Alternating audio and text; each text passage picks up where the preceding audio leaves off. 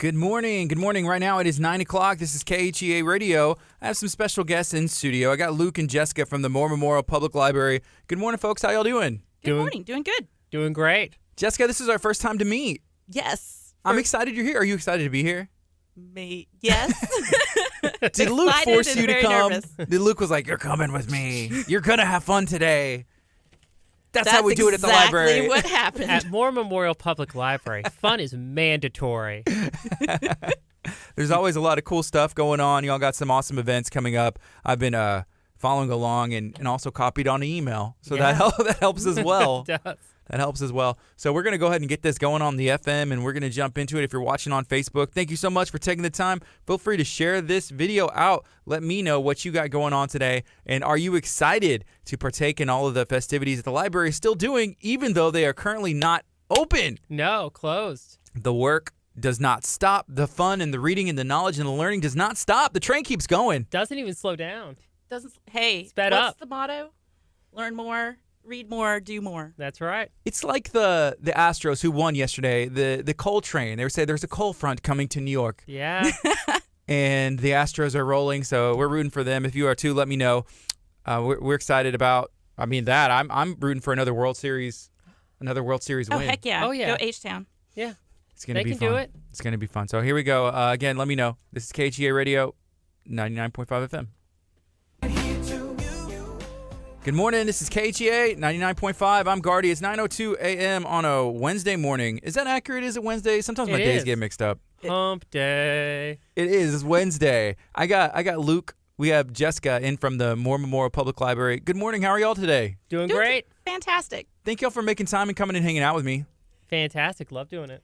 I love to learn about all the new stuff that's going on. And one of the new things that happened today so far is I got to meet a new friend. I have Jessica here in studio. Greetings. And can you share what your role is at the library right there in Texas City? So I am the adult services librarian at the Texas City Library.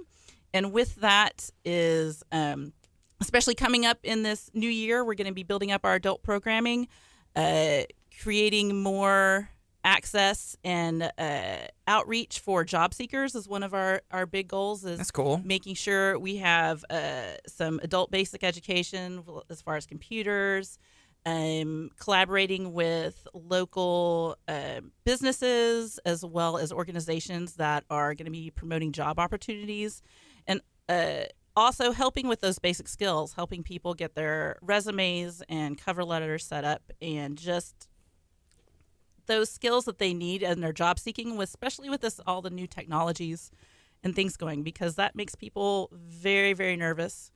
And many people aren't as familiar with, just even design. They don't realize that things have to look a certain way, or they need to promote themselves certain ways now in application processes and in interviews and things like that. So jobs, health, we're going to be building up some of our health programs with health information and providing those resources for patrons. And then it's going to be hobby activities, just getting our adults involved in not necessarily we always want children involved in our teens, but getting the people who don't necessarily have children and teens involved in the community, building up our seniors program. And then a huge thing that we're going to do, anyone interested in volunteering at the library should definitely contact us. Now we'll be creating a list, is building up an adult volunteering program. So keeping people engaged in the community and in all the resources that are available. We really want to be a hub for people to search for all the different activities, health services, social services, and things like that. They know that they can come to us and we can help them find any of the all the information that they need, that kind of thing. Cool. Hey, Luke, why is it important to have programming and, things for adults to do? Well, there's so much great stuff out there that is actually free that there's almost a problem of there being too much and you having to go so many places. And since we're getting these new 2-group study rooms, we're going to be able to really expand the kind of programming we can do. We can do programming that meets every day for a whole week and not worry about our meeting room being tied up. because we can do them in one of those group study rooms. And so we can really expand programming. That's been one of the big holdbacks that's kept us from doing more of these things in the past, as we just didn't have the space to put them for the things that take more long-term time. You know, you could do a program that's a 1, 2 hour, 3 hour program, but if it's a weekly program that meets 3 times a week, we didn't have the space for that, and now we do. But we really want to be kind of a hub for life skills, job skills, health skills. So while we've been closed, we've also been reaching out to build up partnerships with social aid organizations, public health organizations, and job-seeking organizations like WorkSource and others, so that we can start doing some like really intensive programming. We're working on ways of having, electrician training that's basic, starting certification so that people can get jobs in the plants. We're working on having a program where Workforce comes out weekly to teach basic resume and job seeking skills. We're working on getting ESL in the library. So we're really greatly expanding the role of adult services, because now we have a place where we can put them, because the library should be that. I mean, we already have resources on that are print and electronic, and we have really good librarians that are trained in how to get you to use those resources. But programming is just a great way to get people in the door, because it's something you can advertise. It's hard to advertise, hey, every day we're here and we do great work with job seeking. When there's an actual program in the paper that people are looking for, they see that, or they see it on Facebook, they're like, oh, I'll go to that. And then they'll see that, when they're done with the program and they come out to the computers to ask for help, oh, these reference librarians can do that too. Yeah. So it really brings people in the first place, so they can really see our strengths, which is, having a great collection, great electronic resources, and really dedicated service. You know what's cool about that, and maybe people realize, maybe they don't, but those services are free. All free. It's Every free. single program is free every day. Yeah, all the the programming. You're allowed to go use the computers and even get help with your resume building. Absolutely. And you're talking about even training to get started on certifications to work at a refinery Right. We're working on getting that put in. And you never need a library card. You don't have to be a Texas City resident, and it will always be free. The only things that are ever going to charge you is if you bring something back late, or if you print something out, and that's the very expensive cost of 10 cents a page of paper, which we've kept since the 80s and haven't raised. But yeah, it's really important to us that the whole greater Galveston County area looks to the Texas City Library as a place to go for these kinds of services. Yeah. And there's been a lot of growth in our area, even on, I'm going to say on the, I guess what would be considered like the west part of town. Yes. Where like Tanger and Buc-ee's and all of that housing that's going in. Lagomar. It's going nuts, And one thing that I think would be cool, and we talked about this a little bit last time, is with the census, we'll get some more accurate reading next year. Yes, we are there's going to be a census. We're working on trying to get a census committee for the city of Texas City. They call them complete count committees. And so Texas City is really dedicated to getting every single person counted, every single child counted. Tragically, literally millions of children were uncounted in the 2010 census because it just was not People as well just done. didn't fill out their forms correctly, did not count their children as part of their households. And the 2020 census for the first time can be done online. So the library can actually be there to help. And so we're going to partner with the census organization so that hopefully we can have census workers help and train us thoroughly so that, no mistakes are made. And then also have some designated computer or census something stations where someone knows, I can go immediately and fill out my census here and get assistance. And there's also a telephone line that they can call if they need assistance with language. Yeah. And there's like tons of resources, and we really want to promote that. And also job opportunities. People can go online now this minute and apply for jobs with the census. So if they're looking for resume building, or if they're looking to be able to pay bills, is they need to go ahead and apply now with census.gov. And the great thing about census jobs is, if you're having a hard time in life and you're getting some sort of assistance, temporary work can be, attractive but useless because you only have a temporary job, but then you lose all your services. The census does not count against any services. You can work at the census. At least in this area, they got a waiver. Yeah, in the Texas City in area. Texas. Texas. Texas or the greater Yeah. Houston area, Yeah. where if you're on disability, you can still work for the census and not lose your services. Yeah, and there's a lot of Wow. services you can do even with disabilities for the census. And, it's not just going to be the library involved in this. We're bringing in, other city departments and the city as a whole, and we're trying to get the schools involved, and we're trying to get church leaders involved. So we hope it'll be a successful meeting that we have, and we think, by this time next week, we'll have the startings of a committee, and the week after that, hopefully they'll, be forming, because we have time if we start now, and every city should be doing this, because the Gulf Coast area has, as an average, a projected rate of anywhere between 70% and 80% at best of return by mail rate, which means 30%, 35% in some cases, 20% of residents will only be counted if they get the door-to-door count or other things. And, Or they're not counted at all. or they're not counted at all. And, cities got to work together. Everyone's got to work together so this gets done right. Do you think that's because people don't realize the importance of it? There's You see, like an education definitely thing, maybe? is an education thing, and then also, of course, some people are scared. Mhm. They don't realize that the census and filling it out, that if you live here, that is what you have to do. Mhm. And what you should do to be counted. It in no way affects your status or any kind of immigration thing.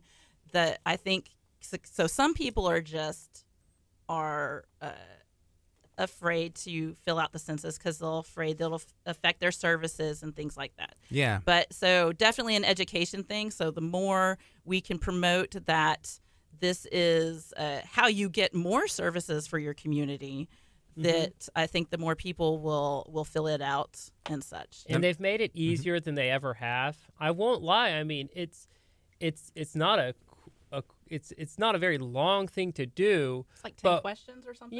But when in 2010 it had to be all done paper wise, and you had to, if you didn't know and you were scared about answering something wrong, and maybe you're the sole breadwinner for your family and you've got to worry about childcare and people getting sick, it's just something that gets put on the back burner for some people. And the fear of doing something wrong, and if I do this wrong, I might get in trouble, keeps people from doing it. It's going to be easier than ever to get these answers, especially since you can fill it out online. And then also it is now legal. Like if your family say your English isn't the first language or things like that, your 16-year-old is now legally permitted to fill out the form for the family.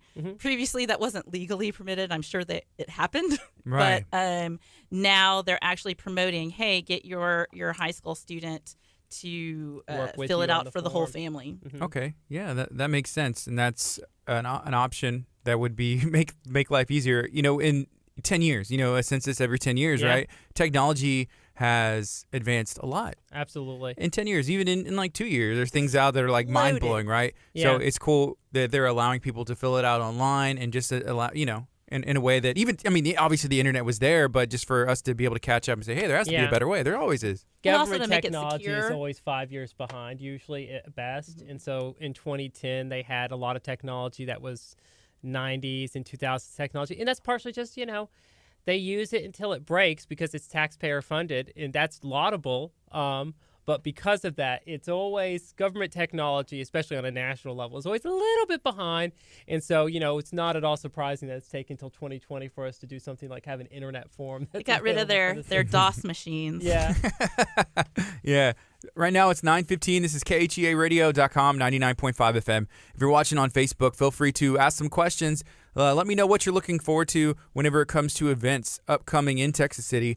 There is a comment, and this is from the Downtown 6th Street Texas City official Facebook page. It reads, please mention all the awesome vendors and food trucks that will be at Touch-A-Truck. When is Touch-A-Truck? It's going to be awesome. I've seen videos from it before. I saw Darcy hanging out on like giant trucks and fire trucks and making a really cool video. Touch-A-Truck is one of my favorite events of the year. I'm super excited. It'll be my first Touch-A-Truck. It's going to be Saturday, October the 26th. Between 10 and 4 p.m. I'm looking at my notes so I don't forget everything. Now, the very cool thing is between 10 and 11 a.m., that is a sensory-friendly time. So everything's a little bit quieter. So if you need to visit with children, seniors, people who want to go to this event but need things to be calmer, the 10 a.m. time is the time to go. We will be hosting a pop-up library and such. So we'll have a booth there. We're going to be trying to be able to do library cards. So at least bring your ID. Some of our residents and stuff in Galveston County can check out books if you have your library card. And our goal is to have story times also for twice an hour and such. So come on by. We will be doing story times. We'll have prize opportunities for some of the children and such. We will also be giving away our new library totes. We have brand new library totes and such to the first 300 families that visit our booth. And so that's super exciting. We haven't been giving these out yet. And some of the activities we'll have at our booth, we're going to have some color sheets. We're also going to have, besides the story times, we're going to have a sand table. We're going to have some wooden cars and trucks for people to stop by, take a break and play with, if they're tired of walking and such. But also during our story time, their student can also be student. I was a teacher previously, so sometimes the student comes out, but so that their children can also have a moment they can play and have story time at the same time. Yep. Wow. So Luke, you were at Touch a Truck last year, right? I was there as an attendee last year. Okay. I went with my family. It's one of the best events that Texas City does all year. And I mean, they have everything. There's arts and crafts. There's great vendors of all sorts of local foods and from the Galveston County area. There's all sorts of interesting things you never would think about. Last year, they had some great therapy dogs out there. That was one of the best booths everyone loved. And, there's just so many different types of vehicles. Did you have a favorite? Is there one that comes to mind? Did you see something that was like, I want to drive that? And I gotta say, I didn't do it because my kids were too young. But they were. You could pay money and get on a monster truck. They had a monster truck with a large bed, and it sit like 10 people at a time or so. And you could go on a monster truck as it tore out this field. Wait, it actually in the monster truck? Yeah, it was drove. It drove, and you sat. So that was crazy. I was like, okay, that was fun. But one of my favorites had to be just some of the old timey vehicles. I just love those, but they always surprise you. Every year there's something they couldn't get last year, like, oh, we really almost got that they'll get the next year. So I'm very excited. They keep some of that like a little close to the vest so that it's a nice surprise when it shows up. But I mean, it's amazing the kind of really cool SWAT vehicles and like they have vehicles that are really cool that have all the surveillance and you can go in and look and see what it's like to be on one of those stakeouts. It's really cool. Now, I've been told people come from all over Texas. People come from all over Texas. We will easily have over 10,000 people go through. But what's great about the way it works, by having it from 10 to 4, it's just a constantly roving crowd. So you'll have the people who got there real early, stayed a few hours, and then got lunch and left. And then you show up at 12, and it's not 10,000 people all there at once. Yeah, at one time, then it'd be a little much. Be like, what's going on? The lines were great because there's so much to see and do. And bounce houses and fun stuff. There's always something else to go to that you're not waiting in any one line. I didn't wait in one line longer than 5 or so minutes. Oh, that's fantastic. It was amazing. My kids hate lines. They get bored so quickly. They never got bored because even while they were waiting in line, they could just crane their necks and see something awesome everywhere their eyes hit. So it was great. And we're really excited because last year we did just a few things, but this year we're trying to make it a whole pop-up mini library, our children's department in a booth. Is that going to be difficult to do, like a pop-up mobile library on 6th Street with 10,000 people there? Well, we're the War Memorial Public Library. We do more. Okay. That's what we do. Right. That's fair. That's what we're going to have. It's going to be fantastic. Yeah. And then with that, too, it's going to be promoting our digital services because you can't while we're closed, you can't check out physical books, but you can go online and you can check out all the digital audiobooks and ebooks and such. So I have a question about that. There. Is it possible to have like you have the digital book and you checked it out and it's like you turned it in late digitally? Yeah, you owe us 10 you owe us. It takes it automatically. It's like, nope. It. You don't get that book anymore. Yeah. It just takes There's it off no your late fees device. for online. You can't get a late fee Okay. for digital books, which is great. I didn't know if that was possible. I was like, it sounds silly, Yes. but I mean, I don't know. Embarrassingly, I have had plenty of late fees, even though I work at the library, so I can certainly commiserate with having to pay the late fee for the physical item. So I love the ebooks because if I don't get that back in time, it just comes off my device. Okay, I got Yeah, you. we they have just some of reach in. They're like, nope, you're done with that. And a lot of libraries have ebooks in the area are on what's called a consortium, where there's a bunch of libraries that pitch in together so that they get a bunch of books That's cool. for a cheaper price. But that means they have all of those libraries' users and all of Houston Public's users all using it at the same time. So it can be like a 40-week wait list for a popular title, literally. Because it's still only, It's one maybe copy. it's one copy. Maybe it's Oh. 4 copies. Maybe it's 3 copies, Right, but it's but not still. 100 copies. And so we are not a part of a consortium, so our wait times are much shorter. Okay, so I got you. So y'all may have, let's say y'all have like 10,000 books in the library, but That's there's exactly it. We have 10,000 Really? ebooks. We have 10,000 ebooks, a little over actually. So you're not going to get bored. Man, I just scared myself a little bit. Okay, there's 10,000. Let's say there's 10,000 books. Y'all have like 1 to 2 copies of each, and then so people will be able to just go in, but only 1 copy at a time for like a week or so, and then You can get it for 2 weeks. For 2 weeks. 2 weeks. And you can also put them on hold. Like if you see one you want, you can put yourself on the list for the next the next person or after that and stuff. And where Gotcha. some consortiums have like a 50 or 60 person hold list for a popular title, ours is like 6 or 7 sometimes. And Or you could be just the very next or person you're to the get next it. one, and it's usually a very short wait. And with over 10,000 titles, you're always going to find something. Okay, so whenever y'all are out there at Touch a Truck, October 26th, 10 to 4 p.m., you're going to be, operating a mobile pop-up library, but then also encouraging people Get the app, get the app, and then you can get the access Libby app. Yep. 10,000 books right here on your device, and you don't even need to have the library. Right now, but then y'all are going to open in December. Yep. Is the plan still December? It's still mid-December is what we're aiming for. All things being even. We're shooting for that date. And we're hoping to have a nice Christmas gift for the city. New library. Yeah. Do you go and check it out sometimes? Oh yeah. Oh gosh. Yes. It's Were you like, amazing. speed it up? Did they make you wear a hard on? And you're like, come on, guys, y'all can work a little bit faster. I see what's going on here. Picking up a shovel and like just helping. Yeah. No, we don't have to speed them up. I mean, we've got a great crew working it. It's Ardent Construction, and they did the work on the Friendswood Library's big renovation. They've done other work through the city. So, if, there's any delays, it's, I can't imagine it being because of a lack of work. Each time we go in, we're like, holy cow, that happened fast. Yeah. They're excellent, and their work is very thoughtful and careful and considered. And what's great about Texas City is we just have in every department so much, talent and strength. And, our guy on the project who's going to be reviewing it, our inspector, Lorenzo, actually did the inspection for our last renovation, which was in the 80s. Wow. Which is crazy. He loves So the he city. remembers all of. He like, loves oh, yeah, his that work. wall. He's stuck with the city all those years later, and he's able to say, "It's like, well, I know where that is. I saw it the last time. So there's not anything that's gonna get missed or past him.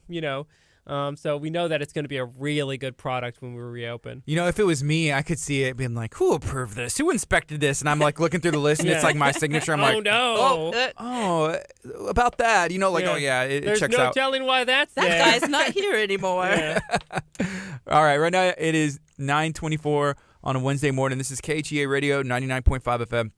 I see some people hanging out. Good morning, Darcy. We're excited for Touch a Truck. We've been talking about that. If you're watching on Facebook and you have any questions about Touch a Truck, the library, how you can get involved in any upcoming events, there's a ton of things going on in Texas City, specifically 6th Street, not just 6th Street, but all over. Yeah. There's also, am I saying it right, the Hallowpalooza? Hallowpalooza, like Halloween. Okay, so what is it? Hallowpalooza is insanely awesome. So it's always on Halloween, and it's going to be from 5:30 to 8:30, and it's at the Nestler Center, Doyle Center, that big convention center. It's going to have inside and outside. So even if it rains, there's so much going on inside. Last year it rained, and it was inside, and it was amazing. There's thousands of kids and families coming through. Trunk or treat, free candy inside, indoor haunted house, bounce houses, awesome food vendors, and the library is going to be inside, and we're going to be doing some kids programming since we won't be in the library to do our Halloween programs. And we're going to have a book character pumpkin toss where you can win prizes and get put in for drawings for brand new free books. And we're going to have like just one of our fun children's craft programs. So we're going to do, decorate your own, candy bag. So you can, I'm sure people will come with them, but there's going to be so much candy there. They're so cute. Cute. You're going to want to have multiple bags to fill up. The city goes all out. There's so much candy at this thing. But it's good because not everyone in the greater county area, which we get people all over, not just Texas City and Dickinson, Lamarck, Santa Fe, we get them all come into Hallapalooza. They don't always have some place they feel comfortable trick-or-treating. Right. Just go to one location and you'll do all your trick-or-treating there. You'll see all your school friends. It's a really very social event. All the kids, end up seeing people who they know and, getting to check out the costumes. So they get all that fun of trick-or-treating, of like the socialization, but it's super safe. It's super contained. And there's just so much to do. Face painting, bounce houses. I mean, it's just a huge Halloween party that you don't have to foot the bill for. Yeah. And the only thing that you'll spend money on is if if you get yourself food at one of the food vendors there, but the stuff the city is providing, it's all just free. So between October 26th and Touch Truck and then the 31st, is this the single greatest week in Texas City, history going on? Awesome. And it's like we're this witnessing every history. Year. Yeah. Every year we do this. We have just such an amazing program at Touch a Truck, which, not to to belittle any other Touch a Truck anywhere else, but ours is really literally is one of the biggest in the entire nation, if not the nation. It's just such a huge hit. And then you get to do Hallapalooza, and it's such a party. And our Parks and Rec staff and their volunteers are just the best people. I mean, I am really proud of our library programming. So super proud. I will say that they're probably the only people who could compete with us. No, I will say they're just so great. And there's just such great staff. Everyone there has such a great time. And you would think, how could you possibly have thousands of families coming through all trick-or-treating and it not be just pure chaos? Because they know how to manage pure chaos. And, we'll move this chaos this direction, this chaos that direction, and it all works out well. We'll call it controlled chaos. Yeah, exactly. It's Controlled great. chaos. It's a lot of fun. All right. Very cool. So there's that on the 31st. Mm-hmm. We touched on Touch a Truck, and we probably are going to circle back around. But there's also a lot of programs y'all do like in the summer. I'm going to say reading to kids, children's programming. Yeah. We Yep. touched on adult programming a little bit. We could probably dive in a little bit more later. But what's going on with the kids? I know that the library is currently under construction. It's going to be awesome when it's open in December. Is there still a way for, the kids to partake in some kind of programming? Well, there haven't been any story times, planned story times, say at the Nestler Center for October, but during November, check out our calendar. On our website, we're going to be in Nestler. They're going to have story times for toddlers and preschoolers. Mm-hmm. And if you check the schedule, now it's usually on Tuesday or Thursday, but of course Wednesday. November's weird with the holidays and stuff, so you definitely want to check and see what specific days and times we're at the Nestler Center for those story times. Yeah. Now, we've also had and are planning a whole bunch of story times in the schools in conjunction with TCISD. So we are Going to the actual schools. going to the actual schools. Okay. And we've gone to Guajardo recently and they had this huge HEB story time event where they were, trying to break like a story reading record where people get read to at the same time, Cool. all at the same Yeah. time and stuff. So that was a really cool sponsored event. Yeah. I got to read it to third grade. It was great. I got a question about that. So if you're a librarian, right? Yes. You're a reference librarian. I think you said everybody's a reference librarian, no matter what roles, multiple roles. It's really cool. So if you go into a school at TCISD, don't they have librarians there? Oh, absolutely. Are y'all territorial? Are they like, look at these No. War Not at Memorial all. librarians coming onto my turf and to my No. lab, reading to my students? Well, Or is it pretty cool? we would never schedule something without them. We're scheduling directly Like with the it's library. directly Okay. with them, and we're like the visitor. When they get the police officer or the fireman. Oh, here's a local librarian, and also while they're doing story times constantly. Constantly. Like every Yeah. single Single day, day, they're doing, every day. An hour, curriculum, 2 story hours. times, things like that the whole day with the different classrooms. Now, with something like this, they can be like, hey, Texas City Library, can you send someone out? And they can be doing story times throughout the school. Yeah. They have more people that can go into so they can have more story times in the classrooms with this kind of partnership and such. But they're pretty awesome. I'm always down for a good turf war. Yeah. I was just I wondering. hate to be the Jets, do the whole West Side Story. Yeah. Texas City is just known for working together, and TCISD is just so welcoming, and they're really wanting to deepen our partnership. And, we're looking at ways that not just story times, but having book talks for teens and middle schoolers with our youth services librarian, and, where she can come into the library and, really quickly rattle off the hot titles to get them interested in books they wouldn't have heard about. We're looking at curriculum support. We're looking at co-programming with them. I mean, we're really going to be really invested in each other, which is something we've both wanted for a long time. And this just library closure just brought a perfect time for us to be able to sit down together and look at where we can best help each other. And, they're fantastic. So we're really excited about that. And we're also doing Head Start, which is great. They have a group of over 100 kids we read to at least once a month. And so we're really, we've actually expanded our children's outreach by more than tenfold in this last 18 months. So we're really excited about that. We really want to be out in the public. So eventually you won't be able to not know who we are. You'll just trip over us. You just run into one of the librarians. Exactly. And you recognize them by your colors, like your tag right there. Mm-hmm. Memorial Public Library. So there is currently, I guess, readings taking place at the Nestor Center. Y'all are reaching out into the schools. How can you find out, what was the website again to see the schedule so you can find one of those story times that y'all are doing? So with that, you'd go to Texas City Texas City library.org. And that's our main page there. And right there on the front page, we have posts about our story times. And such, so you don't have to go clicking anywhere else and such. We also, of course, posting on our Facebook with our information about any of our events, story times, reminders also for different things coming up. Of course, I go back to the adult things, hey, FAFSA, fill out your FAFSA for your student loans and things. That's open and such. But that's where to look for all of our events, those two locations. Of course, in the new year, we're looking for Twitter as well and stuff. So that's coming up. That's not there yet. And we're on the Texas City's community calendar, which I recommend to everyone anyway, because like I said, Parks and Rec does a lot of great things. And there's just so much going on in the greater Texas City area that, a lot of people are doing. So it's not just the events the city is running on that calendar. So that's always good to look at. Was it this Friday? Is it this Saturday?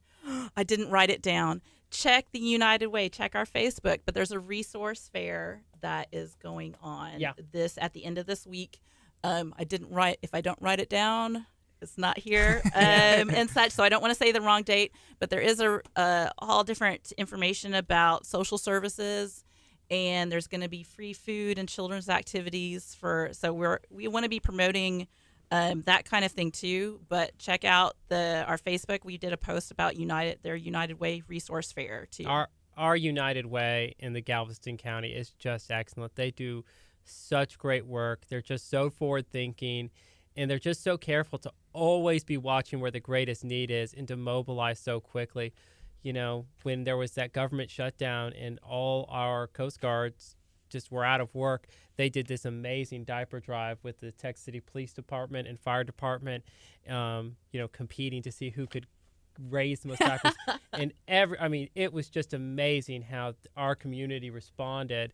And it was just an idea of where they were able to think of a quick way they could help very quickly, and were able to do it. So we've got a lot of great organizations in the city, and we're trying to really increase the way that the library partners with them, if nothing else than just through using our marketing apparatus as well, so the word gets out there more. But we want to once we're back in our building, partner even more directly and have co-hosted programs at our library and have them as a place that they can have meetings when they do interdepartmental work together, because they do that a lot. A lot of the groups who work in there, they don't just stick to their own remit. They say, well, you're doing some of the same stuff we are.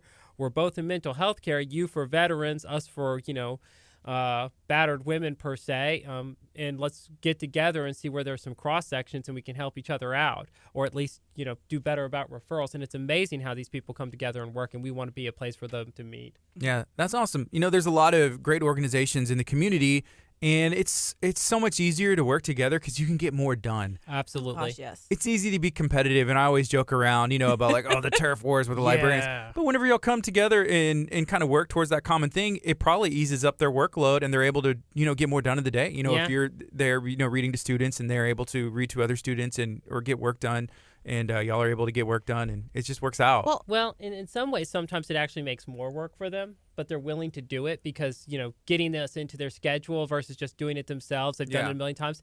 But they're willing to do it because they see the value added of, maybe that means maybe 1 out of every 5 of the kids who doesn't necessarily know about the library now will tell their parents about it, and they'll go to the library.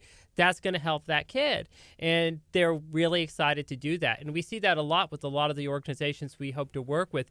It'll be more work for them, but it'll be more opportunity to help people. And that's what the library is all about. And it's just, we're meeting lots and lots of people who have the same idea. That's awesome. Okay, right now it is 9:37. This is KHEAradio.com, 99.5 FM. If you're watching on Facebook, smash the share button so hard it cracks your phone screen. Just hit it right now. Give me a thumbs up and a heart. Let me know what you got going on. And if you have partaken in any of the cool opportunities the Moore Memorial Library offers as well. So, there is another event going on, and I'm going to have to ask a lot about this, but it's the African American Experience Oral History Project for Texas City. What is this? So we started this about 2 months ago, just launching it. And we're about to start interviews within the next couple of weeks. We're partnering with the 1867 Settlement Group and the African American Historic Preservation Committee for the area. And we want to interview people who are Texas Cityans or were Texas Cityans who can speak about their experience from, the 1920s to the 1970s. And we're going to be doing interviews. And so we're just going to sit you down in front of a camera and interview and ask you questions about what it was like growing up in Texas City. Where did you go to church? Where did you go to the store? What restaurants did you eat at? What schools did you go to? What was that like? What were the big experiences in the African American community?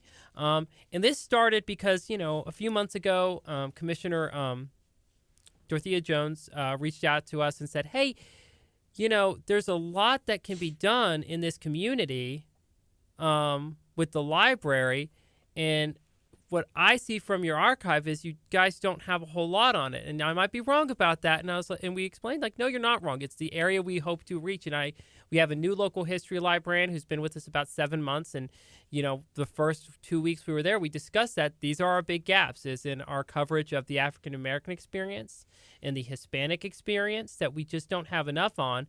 And so we were really glad she reached out to us, and so we started reaching out to other cultural leaders and attending meetings and groups that discuss these issues. And every single person said, that's fantastic. Mm-hmm. We really hope you do this, and we really hope you do it right. So we started scheduling meetings and working with groups so that we would have, some good advice on this. And we're going to start interviews. And we're really excited because we're going to really hope to get these stories. And this is the time to do it, because within the next 5 years, to 10 years, a whole generation of people are going to just sadly pass away, and we don't want their stories to be lost. And of course, their families will have them, but the whole community should have these stories because African American history is American history, and it's our shared history, and we don't want to lose it just because we didn't work hard enough to reach out and invite people in to tell their stories. And so we'll have these interviews that will be hosted online, that people can see the whole interview, and that will be transcribed so they can read along with. But we're also reaching out for images and photographs and church bulletins and deeds and any other documents from the history that goes along with the people, places, and things they're talking about, so we can pair those with it.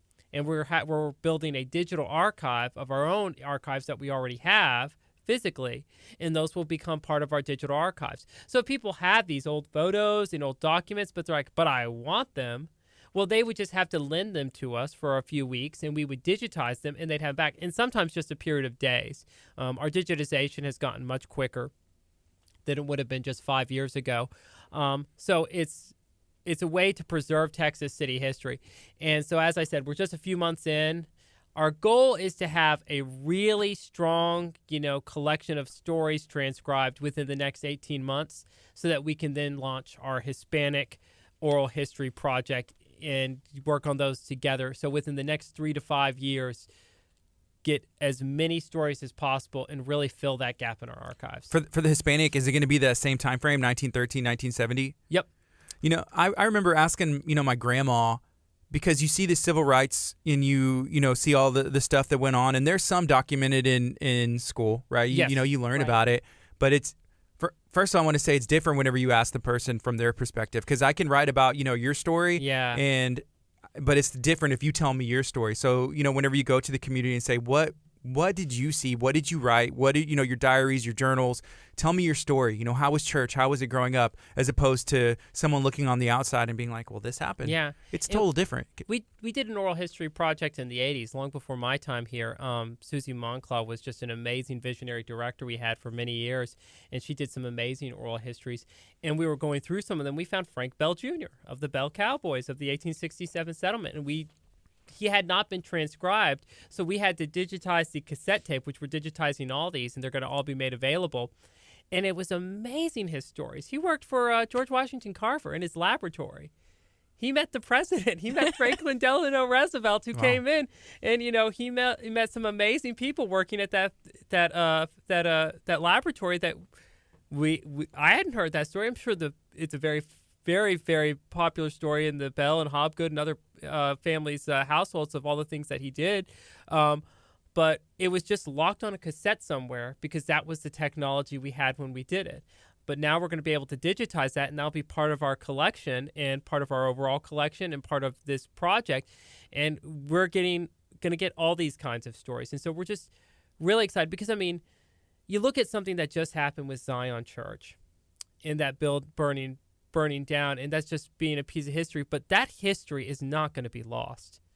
The church is not the building. Walls crawl and buildings crumble, but stories remain. And so we're very excited that we can do this project so that we can get these stories so that they're kept for, not just this generation, but the next generation and the next generation, that their kids and grandkids can look at this and read about in their school and listen to these real voices of what it was really like. Yeah, you mentioned Zion Church. You're referencing the one in Texas City. Yes. It was like over 100 years old. It was the oldest existing continuing church building, and it's just tragic what happened. But we really hope, we've already actually had someone who was a member of that church who has some of their historical documents and has already talked to us about ways that we can preserve them for them. And so we're so glad that we're going to be able to do that. But we really hope to get a lot of their stories of the church so that, we get those stories. And so that, no matter what happens with the reconstruction of the building, no matter what happens with any of these places, many of the places we're going to hear stories about are just completely gone and leveled. And, it's a bank now, it's a Wendy's now. But those stories about those places and churches and schools and the places where people lived and learned and loved, I fell in love at this, night spot that doesn't exist anymore. Well, we're going to have that story, and that's just so important to us. It's not a very modest goal, but our goal for our archives is to be a living history for Texas City. And, that's the way you do it is, you work hard and you find people and you get their stories down. So if somebody wants to get involved or maybe they know somebody who would potentially be a good candidate and willing to sit down and talk and share, how do they reach out? How do they get involved and help this cause? Well, I forgot Teresa's phone number off the top of my head, so I'm just going to look it up. But Teresa Mayfield is our local history librarian, and I think I have it memorized, but I don't want to get a digit wrong. I believe it's let me just pull it up right here and just get her contact. I can give you her email is tmayfield, which is MAYFIELD Field, Mayfield, T Mayfield, at texascitytx.gov. But if you just want to give her a call, it is 409-949-3007. I did have it memorized. Just There trust you go. yourself, Luke. So 409-949-3007. If she doesn't pick up, leave a message. She'll get right back to you.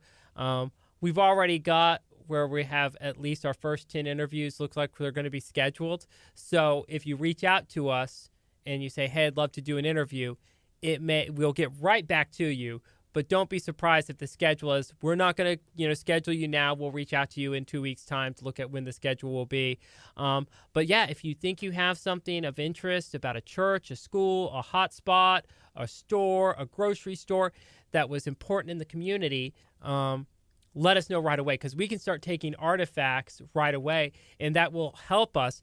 Because then we can, when we do these next 10 interviews, we can, if someone mentions, oh, yeah, we used to go to this store. Oh, what store was it? And they say, oh, it was Archie's. And like, oh, wow, yeah, we've got some photos of it. And you can show. And even we're really hoping for not that. just like structures, but important personages. Absolutely. And families and the thing. Because, I mean, like Texas City, we have that musician, the Charles Brown, was huge and did some great music, and there was festival and everything like that. So things like even not people as important as that or as well known as that, just the getting stories about the community and community life and such is super important to just share, because the kids aren't necessarily able to sit at their grandparents' feet or even their parents' feet and share those and listen to those stories, because life is hard and very busy.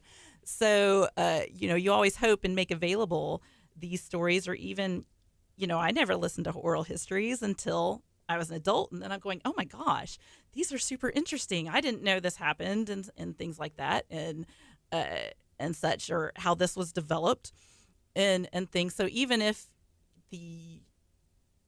especially the young people don't realize how important these are now, it's when they're like 40 and 50 that they're going to be listening to these histories and going, oh my gosh, my community's awesome. I already knew that. Or as a kid, if you hear somebody tell a story and you've heard it, maybe quite a bit, and then you don't realize the importance till later, and then you hear how that ties into the entire community and the effect that it has to get us to where we are today. Yeah, and we really hope that once we've got some of these interviews like finished and transcribed and videoed and edited together with the images put in with the interview, all nice and neat, and they're hosted online, that then we can, involve TCISD and Dickinson ISD in the area and let them, so that people who, when they do these Black History projects, that we can get them involved. And then, maybe even get some of the students involved in doing some mini interviews, cool. Because this is going to be a long-term project. As I said, we hope to have near full completion within the next 3 years. But that doesn't mean once that's done that we just, if someone comes to us with a great interview subject, that we're say, oh, we're done. No, we just hope to get the most stories we can in that period. But our goal is, in this process, this is a pilot program for us to see what kind of staffing and resources we need to make this a success, so that we can just be a library that people go to be the institutional memory of Texas City. And that's a long-term goal, and so we're hoping to set the framework so this can be something that the library does not just for the next few years, but, for the next 20 years. Yeah, and that is what we're speaking on right now, is the African American Experience Oral History Project for Texas City, for our area specifically. And the years for that are about 1913 to 1970. Yeah. And we probably won't get much from 1913, just because that's pretty far back. If you're still around and you can remember good memories from that, we're very excited. And we just end with 1970 because that and beyond is still so fresh for so much that it's not as if I remember something in 1971, we're gonna say, shut up, you can't talk about that. It's just we are certainly interested in the 70s, but we're really looking at, much more the formation of Texas City and in through mid-20th century, and, maybe have a little more time so that the stories of, the 1970s, 80s, and 90s would be a project we do in 5 years from now or 10 years from now. We want to get the bigger gap while we can. And for some of them young fellers who, remember the 70s very well, you'll be here 5 years from now, hopefully. But, great grandma and grandpa, we want to get their stories while we can. Yeah, and that's about 3 years is the hope to We hope get to that have good. a substantial completion within the next 3 years. We'll have products. I say products, I'm sorry, it's such marketing speak. We'll have finished transcribed video interviews with wonderful images well before that. We're not going to get all the interviews done, then transcribe them all, then host them all. It's going to be an ongoing process as we go. So we'll hopefully have, after we get our first few interviews done, something hosted and ready within the next several months. Within the next 3 to 6 months, we hope to have several finished videos that we can promote because we think that's going to be the best marketing. When people see one of these, they'll see both, wow, that's really interesting. But other people will say, I got a better story than that. I'm going in. I'm going to tell them my story. It's way better than hers. She doesn't even know. I knew that guy way better than she did. And, so I think that's not how I remember it. It'll inspire people to say, well, no, I've been telling stories like that for years, that their story is valuable. So we really hope that that'll be the best marketing. And we've already had just such amazing response. As I said, we've already had 10 people who've, said, hey, we're willing to do this. And we really see it as just such a gift that they're giving the community because it's their time and it's their personal life story. And so that being willing to share that with other people publicly is just such an amazing gift. So it's already a great start, and we're really excited about it. And there's going to be not just digital things going along with that. There's going to be physical displays and also programming that will surrounded that people will be able to come into the library and talk about these things as well. That's cool, yeah, because, it says experience, and so when I think of an experience, there's a couple different things that go into that. So yeah, it's going to be digital, it's going to be physical, it's going to be person to person. So so we'll have events and programs that promote it where people can meet the people who have their stories, but, we'll also have a multimedia digital experience that's available 24/7, 365, where, you can just go through these interviews, at your heart's content. And then after this one, y'all plan to start a Hispanic one for our area? Yep, in the next 18 months, we're hoping. Yeah. We hope we can do it within that time frame. We believe that's very possible. That's why we're using this as a pilot to see, if the combination of our own staff and a volunteer program we're building and archivists people who are future archivists in the area who are going to school for it, their volunteer time, how quickly we can do the bulk of the interviewing and the transcribing. And, we may find the transcriptions, it's really slowing us down. So we'll host videos that are untranscribed and then just re-upload them once we transcribe them. We have a lot of ideas of, okay, if we meet this bottleneck, how do we clear that so we can keep moving?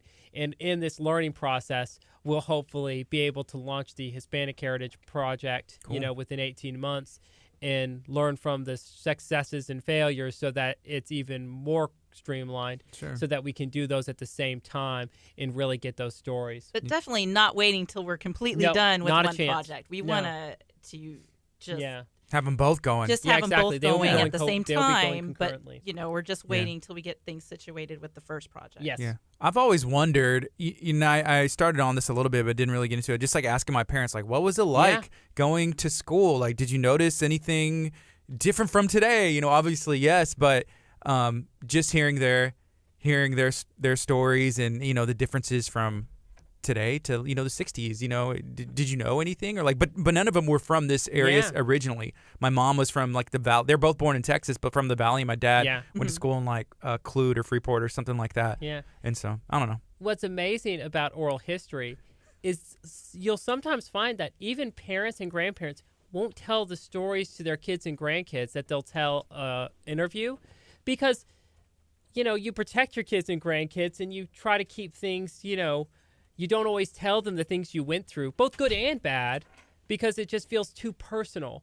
Yet, for some reason, when you're doing an interview, sometimes you'll get stories that you never would have heard from your parents or grandparents that they'll tell a stranger. Why have you never told me this, Grandpa? And so you'll see that all the time in oral history. So that's what's really exciting to us is, the families will probably hear stories they didn't even know. What was it? Wow. I was talking to even this past weekend, I was talking to my grandfather about the Texas City disaster because I'm not from the area, but of course, you learn about it as Yeah. you're working with the community.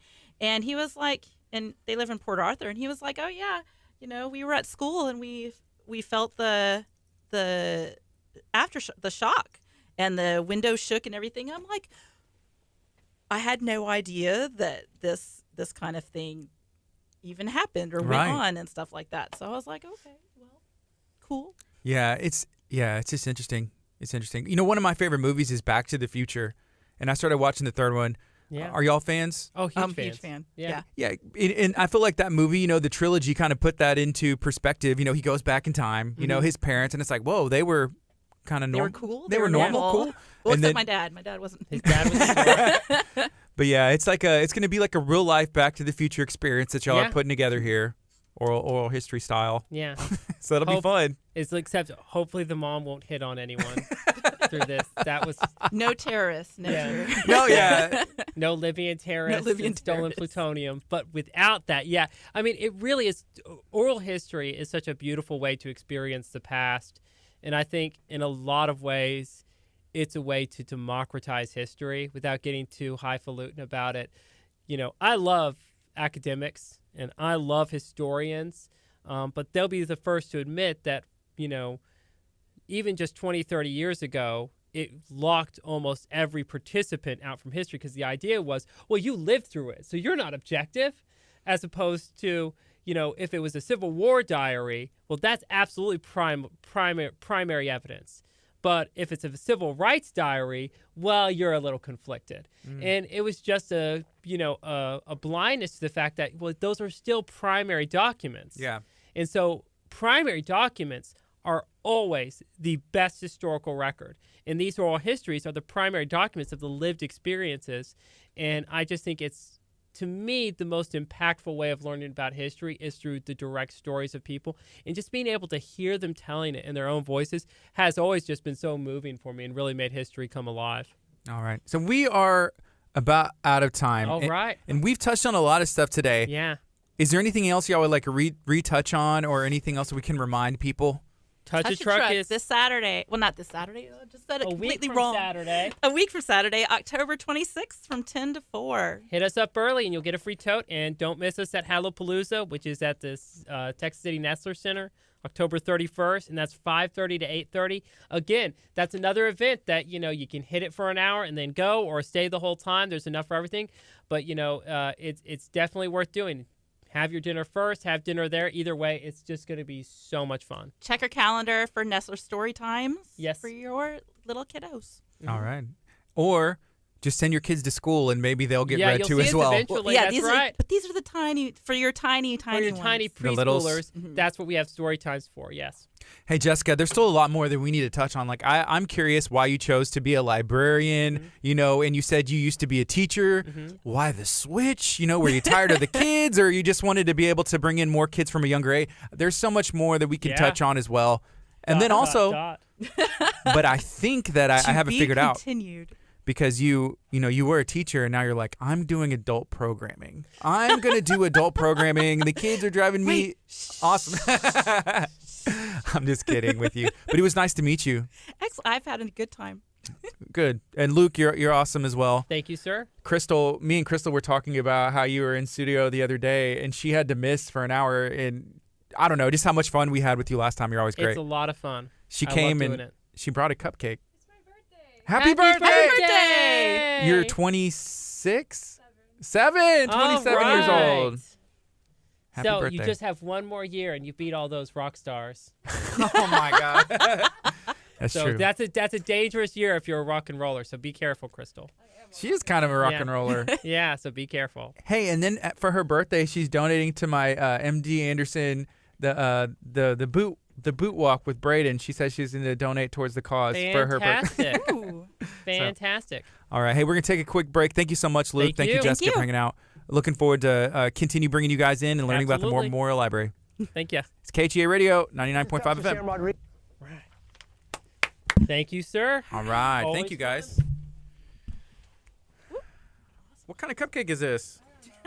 Where'd you get it? That's kind of scary. What kind of cupcake What is kind it? of I cupcake don't know. It smells good. Can you all smell this? Like, Oh, that smells good. It smells. I know she handed it to me. I was like, I just got it from Colorado. I don't know. hey, Jessica, thanks. Awesome. Thank you. Thank you. Hey, Crystal, I'm going to turn your mic on. Okay. You know why? Couple Why? reasons. Because it's your birthday, one. Two, I don't know if our next guests are out there. Sometimes this happens, and you just kind of got to cross your fingers. So if you're watching and hanging out with me and Crystal. Hi, everybody. First of all, tell Crystal happy birthday. She's 27. I am 27, and I'm not very happy about it Why? because I'm almost 30 now, and I dislike that strongly. Okay. I guess that's fair. But once you hit 30, you're just like, eh. I forget how old I am. I'm 33, and sometimes I think I'm like 32. That's what everybody keeps telling Yeah. me. Like, Angie told me this morning. She's like, once you're 30, it's just like, whatever. Everything's fine. Maybe it'll be different once I'm almost 40. Then I'll be like, oh, gosh, here we go again. But I don't know. Everybody I talk to says that turning 40 was fine. Really? Yeah. I don't know what it is about 30, but 30 just freaks people out. I think because people, as a kid, you always think, I remember being a kid like, whenever I'm an adult, I'm going to have a lot of money and I'm going to be able to do whatever I want and buy my parents a car and, those kind of thoughts. Yeah, I agree with that. I think that's what freaks me out about turning 30 is like, oh, I feel like I should be like further along. Yeah, I'm supposed to have it all figured out, right? Yeah. I've got a career and a master's degree, but that's not enough. You need to get a doctorate. Oh, yeah, totally. I thought about going and getting one, but But somebody told you can't be a lawyer? well, that's why I maybe went away. You told me you're like, Artie, you can't be a lawyer. I was like, okay, fine. Well, maybe I'll just go be a doctor then. I think I'd trust you more as a lawyer than a doctor. Really? Yeah. Wow. All right. Hey, here's our guest. She's here. All right, I'll go get her. All right, if you're hanging out, feel free to ask me some questions. Let's have some fun. Let me know what you're up to today. It is Wednesday. So that means we're in the middle of the week. It's hump day. We are going to be spreading some more positivity as we continue chatting it up with our guests. We had Luke from the Mormon Memorial Public Library, and we had Jessica. It was my first time to meet her. She was awesome. You can have a seat right here. KHEA, right? Yes. Do you pronounce your last name? Is it Prinz? Prinz. All right. So we're on Facebook right now, hanging out, and then here in a bit we can throw it on the FM as well. Okay. And so with that one, that mic should be pretty, but you want to talk pretty close so it'll hear you, Okay. and then you're good to go. KHEA Prinz, what's up? Nothing. Where are you from? I am from Clear Lake. Clear Lake. Yes. Okay, cool. My other person's coming. She's running late. She had a doctor's appointment for her son, so. Okay, that's cool. Is she from the same area? Is she from Clear Lake yeah, too? she's Pearland. Okay. Awesome. This morning we had dropped a video, and the reason I think about this, because when I think of Alvin, I'm like, okay, like Alvin, Pearland, Friendswood. It's almost like it's like a little triangle. I just call on it that side. Houston. Yes. But one of our friends has a restaurant. He has had a food truck, Smokin' D's Barbecue Fusion, and then he just opened a restaurant in Alvin. And so we had dropped a video this morning showing off what he has going on. So I love food trucks. yeah, food trucks are awesome because then they come to you. I know. Like, it's like, I don't even have to go. Like, yeah, just come park outside the building. I'll go eat all your food. It's a win-win relationship. I'm all about Cousin's Maine Lobster. That's a food truck? Yes. They were on Shark Tank. Oh, really? Yes. Oh, The one they do like the little lobster rolls. I love Shark Tank. That's like one of my favorite shows. Me And I'm trying to too. think. I'm like going through my Rolodex of like Like Scrub Daddy, all of Yeah. those. the Scrub Daddy. Yeah. Yep. Cool. So we won't get too much into it, I guess, till what's your friend's name? Alicia. Alicia. I'm going to write. I know Kayla because I was messaging you, right? Yes. Alicia was the mastermind behind everything. I just kind of made it come to life. Okay. So are you sure? I mean, she's not here. She's not going to hear this. Are you sure you're not the mastermind? She said that she comes up with her dreams and then Yeah. I make dreams come true. Okay. That's what she calls me. She says anything she can think of, I make it come true. Is that a gift? Has that always been the case? Have a lot of people told you that? My mom says I'm just really good at organizing. Okay. She thinks I should have been a party planner. I went into the law field. So wait, what is your career? Is it So technically, I'm a paralegal, but Mhm. when my son was born, I ended up being a stay-at-home mom because he has a bunch of disabilities. Mm-hmm. So I stay at home with him. So there was a point in my life where I had considered going to law school, and Crystal, my good friend Crystal here, told me that I didn't have what it takes. She's like, Artie, you wouldn't cut it as a lawyer. Like, I know, not even that. I think she said I wouldn't cut it in law school, that I couldn't get through law school. Well, according to my parents, I could sell ice to an Eskimo. So You can just make it happen. yeah. See, that's what I feel. I feel like for me, the difficult part would be getting in, and then like once I sneak in, I'm gold. Like I know I could do it, but just like maybe if I get stuck on getting in, then I couldn't. I guess okay, because it's competitive. You know, it's competitive It's to get in law school. hard. But I love the arguing type. I love drama. Mm-hmm. Like I did family law. That was my specialty. Okay. So I love helping people. I like making things happen. I'm very organized to a T. See, I just wanted to go, but not practice. I love it. Yeah, I just wanted so that I know stuff. That's No. just I'm like, oh, I know that, and then just like not tell anybody and just keep it to myself. That was like my whole thing. Yeah, I finished. I went and I got my paralegal. And then I was going to do my certificate. Mm-hmm. And then I ended up having my son, and he has a lot of disabilities like cystic fibrosis, epilepsy, autism, gastroparesis, and a couple of other things going on. And so it just made more sense to stay home. Yeah. How old is he right now? He is 6. He's 6 years old. Yes. And there's a cause that y'all are doing, and I Yes. guess it was your friend Alicia's idea. You kind of Yes. helped organize it and bring it to life. But you know, he's 6 years old. Whenever you first found out that there was something, came up, 2 weeks old. he was already born 2 weeks old, and then there was some things going on. Kind of. So I had a really difficult pregnancy. Yeah. And then when he was born, it was an emergency C-section. And when he came out, we kind of knew something was up. He was a failure to thrive. He couldn't gain weight no matter what we do. And we were going to the pediatrician's office every day for weight check-ins. And they ended up putting him in the NICU at Texas Children's. And it was one of those situations where, we're going to do some testing. More than likely, he doesn't have this. But if we come back and see you, we need to have a talk. And they came back in the next day and said, can we have a talk? And I said, no, I don't want you to sit down. Right. Yeah. And they told me he had cystic fibrosis.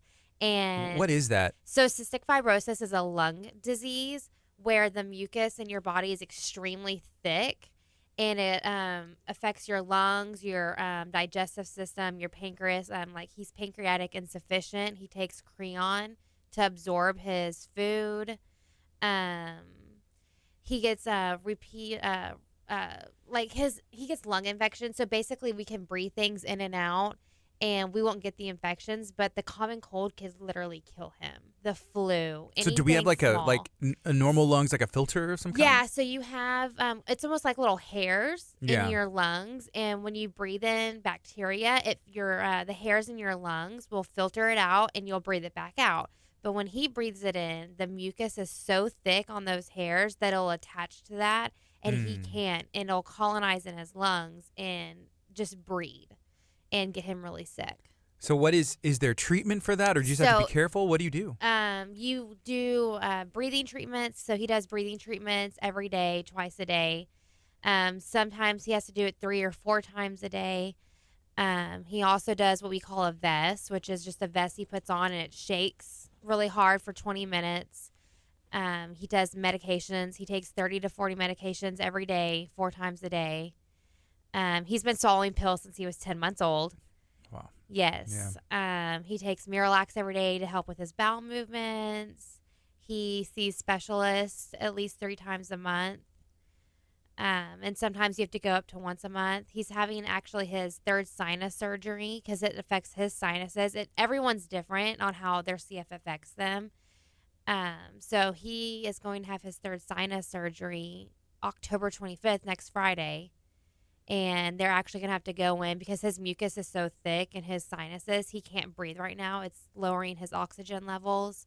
So they're going to actually go in and break the sinus cavities open, the bones, and go in and clean out his sinus cavities.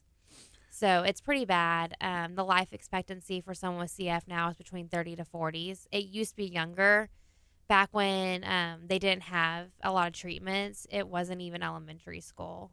And that was in the 70s, 80s. So we've come a lot further, but there still needs to be a cure. So he's 6 years old right now. Your son, what's his name? His name's Declan. Declan, okay. So is Declan able to like go to school? Is Declan able to do anything, that a kid He pretty is able much to can do everything. The only things that are different is right now he's a little bit with some limitations just because his oxygen level's down due to his sinuses. But for the most part, he can do everything just like a normal kid.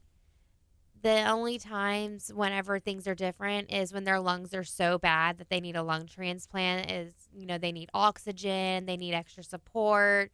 Sometimes they can't wait as long because they just get really tired. They need extra calories compared to normal children. They can't use water fountains because of the bacteria. Yeah. Lots of sanitizing and sterilizing and things of that. But for the most part, they can run, play, jump, do all that. You just see them eating a lot and drinking a lot.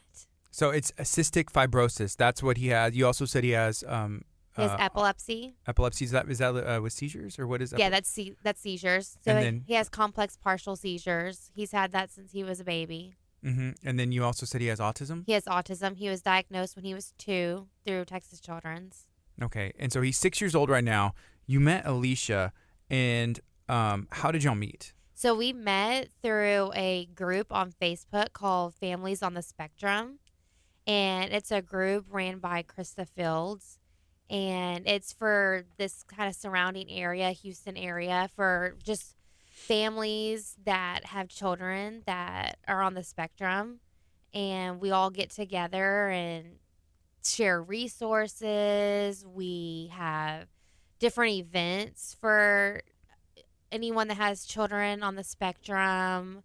We share things that are going on, like events. Like there's a Chuck E. Cheese. I think it's I can't remember it's Sunday, but we, share things like that. There's play dates and stuff like that. So Alicia has a child that's on the spectrum. How old are they? She has a grandson, and he's 8. Okay, so an 8-year-old grandson. What's his name? His name's Daniel. So Daniel's 8. Is that who is at the doctor today? Yes. He also has epilepsy. Okay. So whenever you mentioned having a difficult pregnancy with Declan, is that I guess a sign? Other than that, you just, being pregnant isn't easy in general, I feel like, so I don't know. No, I had no idea that anything was wrong. They even asked me if I wanted to do the genetic testing to find out, if there was going to be anything wrong with my child. And I said that there was no reason because nothing ran in our families, That's like blood work, right? Mm-hmm, yeah. They just do a simple blood test to find out if, there's Down syndrome, cystic fibrosis, a couple of things. And I said, that we had nothing that ran in our family, so there was no need for it. And he said, that's fine. I don't see a reason for it either because in your family history, there's nothing. So I didn't even do the blood work. Yeah. So, I just had a difficult pregnancy, and they just ended up doing an emergency C-section because my migraines were so bad it was affecting him. And they delivered him 37 weeks on the day. And then we were like, oh, wow, Yeah. something's not right. Wow. So there's something that y'all are putting together. And if I understand correctly, I think y'all did it last year. So she did it last year, but on a much smaller scale. Okay. And it's called Autism Moms Give Back. And what it was last year, she picked, I think, maybe 5 or 6 families. And it was kind of just a word of mouth thing where she picked a couple of families that were lower income and had children that had special needs or illnesses that were not able to provide Christmas or Christmas dinner for their families. And her and a couple of other moms that also have children with autism provided Christmas for their families and Christmas dinner. And so this year she got in contact with me and said, I'm kind of wanting to do this again this year. Would you be interested in helping? And me being me was like, oh, yes. And I just kind of ran with it.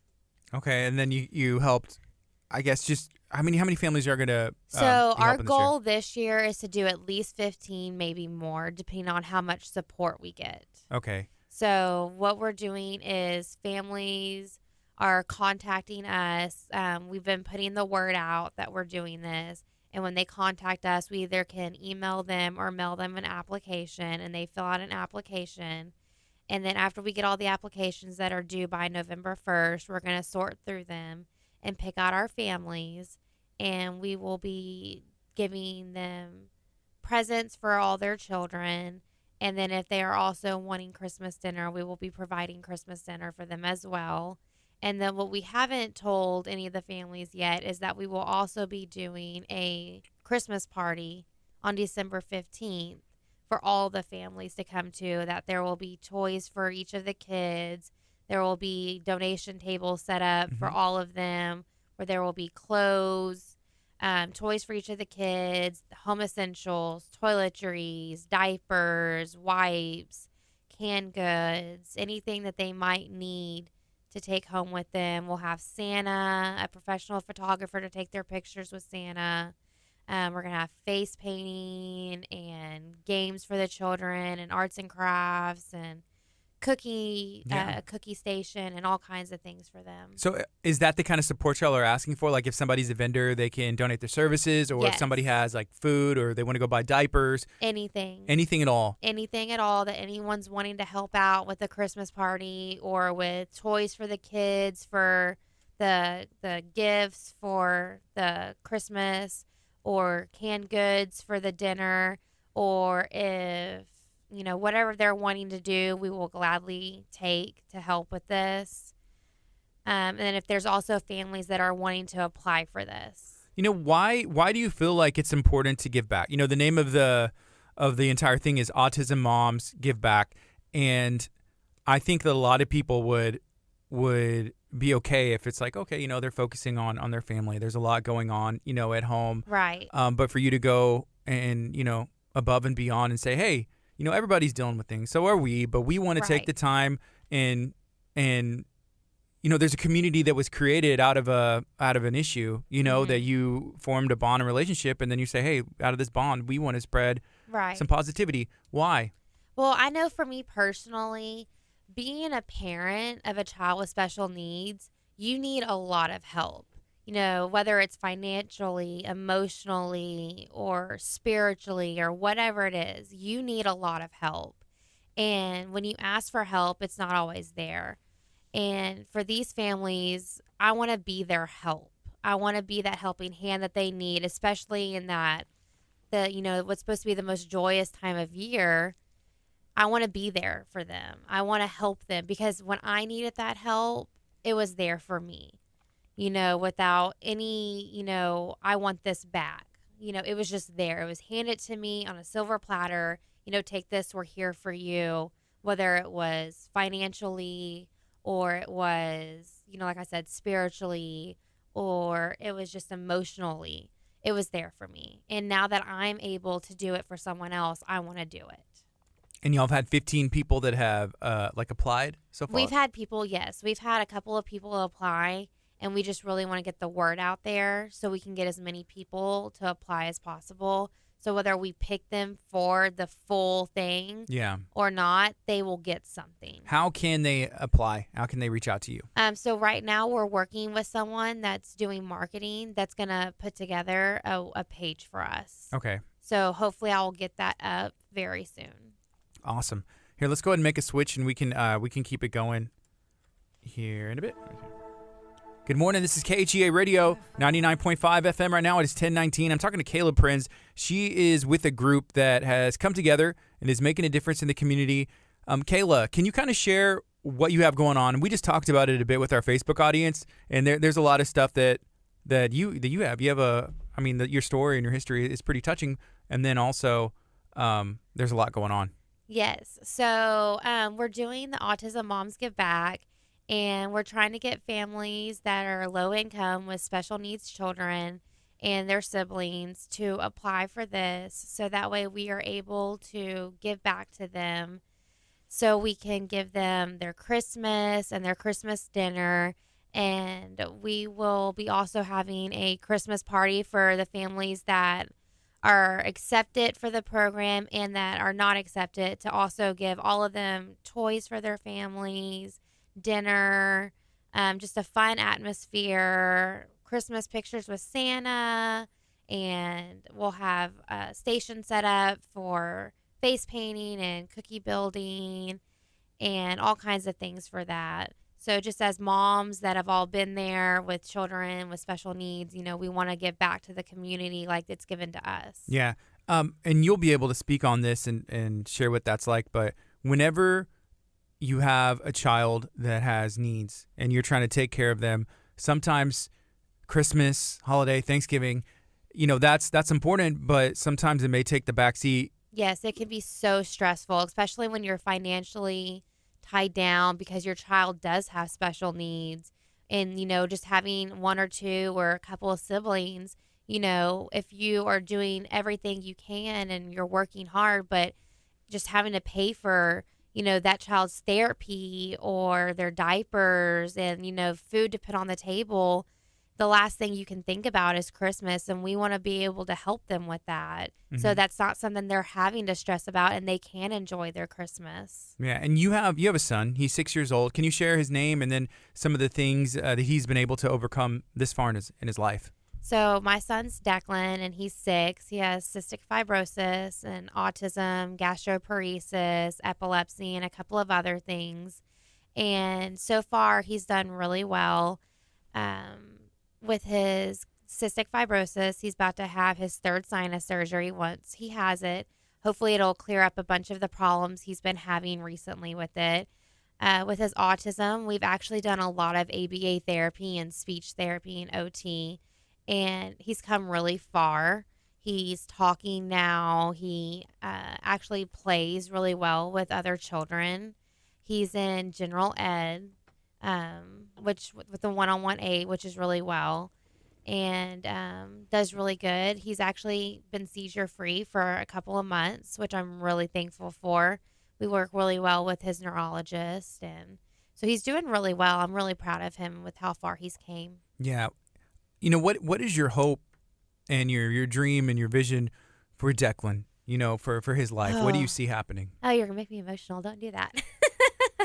So my hopes and dreams for Declan is really just for him to live his life and be whatever he wants to be. I mean, one day he wants to be an astronaut, another day he wants to be a firefighter, and I just want him to have his dreams come true and to live that long and happy life and hopefully have a cure for cystic fibrosis so he can do that.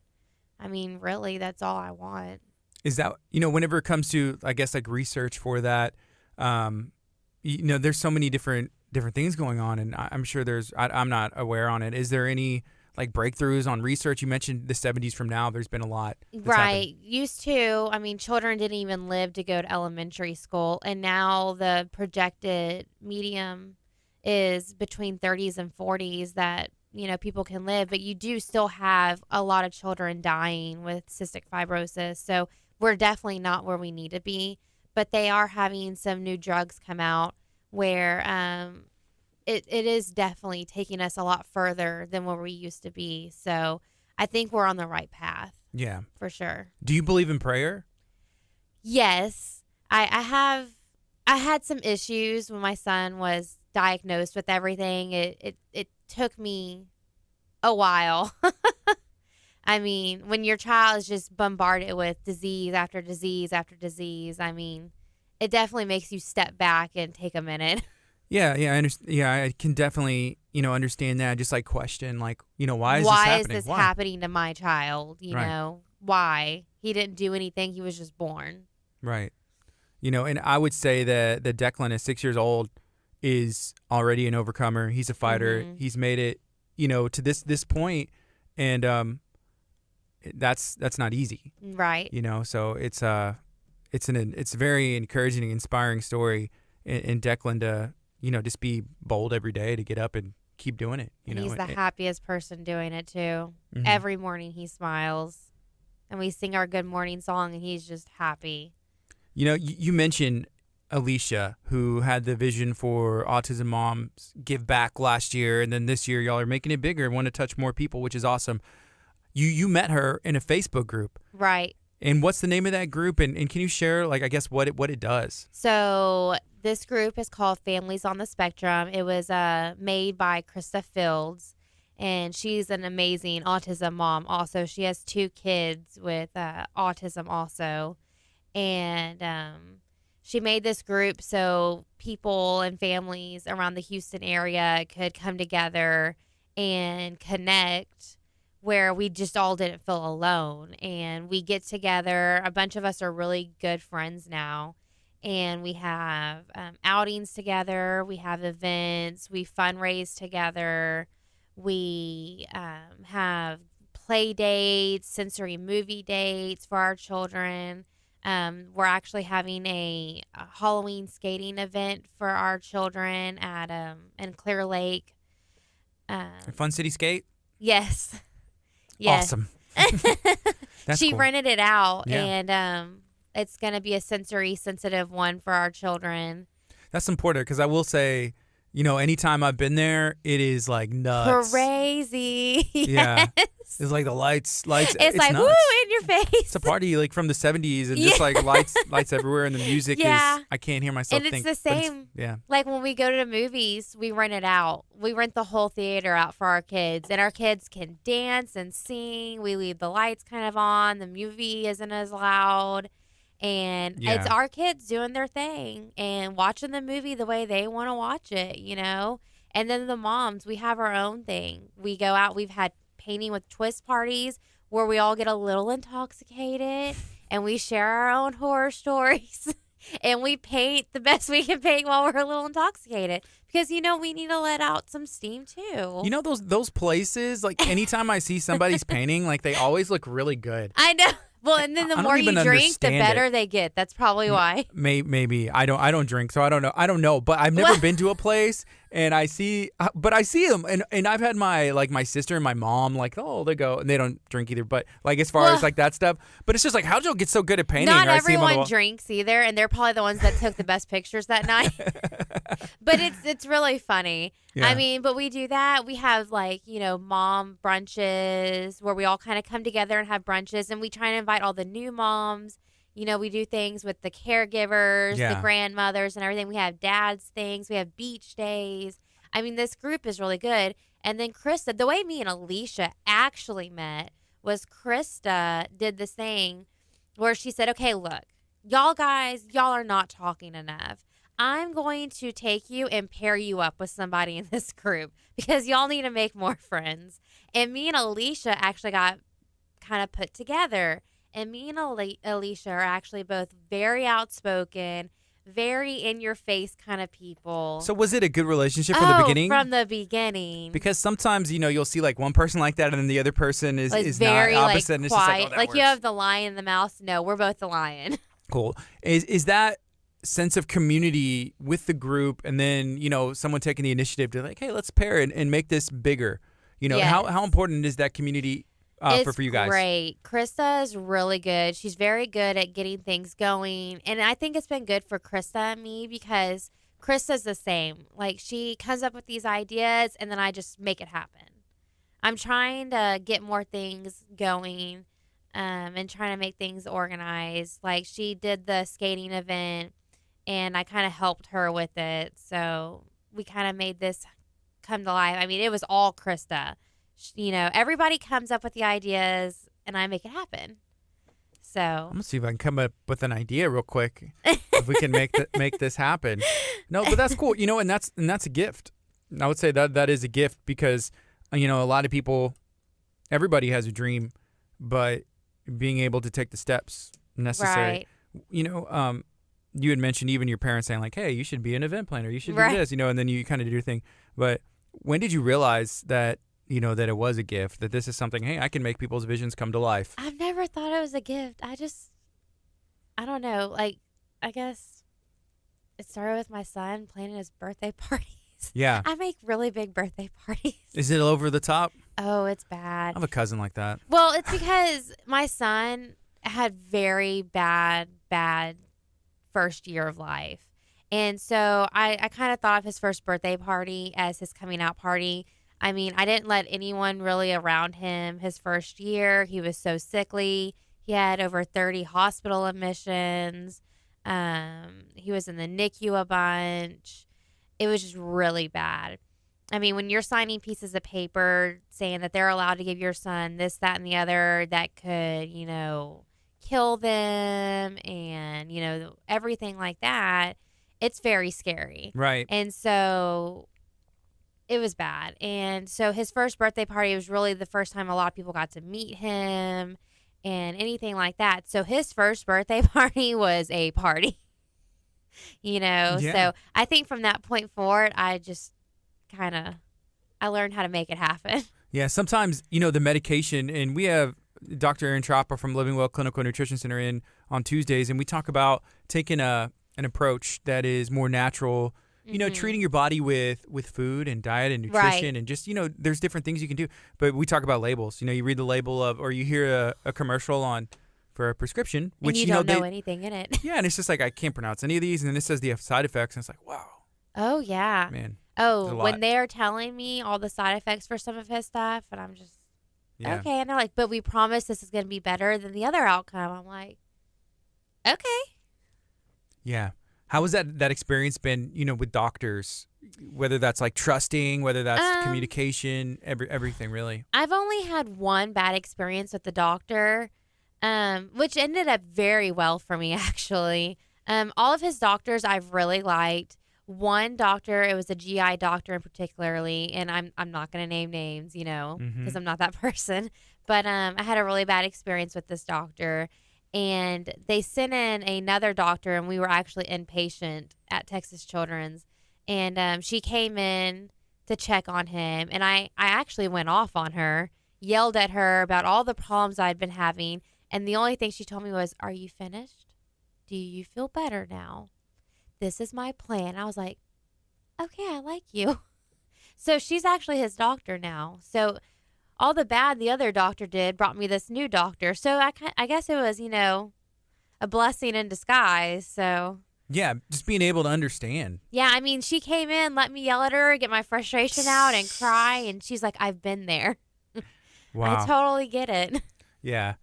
Man, right now, let's see, it's 10:32. This is KHEARadio.com, 99.5 FM. We're going to take a quick break on the FM. We're going to keep it going on Facebook. If you're watching, feel free to share this on your social media stream. Feel free to share it in a Facebook group. We're talking to Kayla about Autism Moms Give Back. It's an event that's taking place this year, during the holiday season. Mm-hmm. If you would like to donate, get involved, and help bless some local families, then this is an opportunity for you. This is KHEA Radio, 99.5 FM.